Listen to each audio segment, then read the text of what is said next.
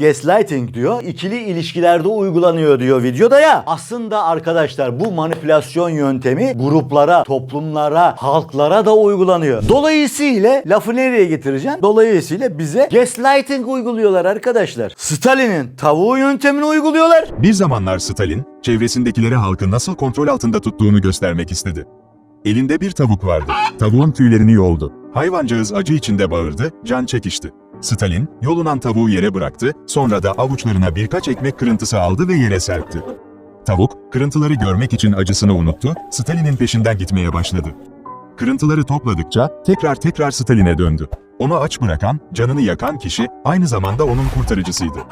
"İşte halkı böyle yönetirim," dedi Stalin. "Onları fakir bırak, kırıntılarla besle, her zaman sana muhtaç kalacaklardır." Görüyor ve arttırıyorum şeklinde ne yapıyorlar? Gaslighting yöntemini de uyguluyorlar. Katmanlı olması lazım.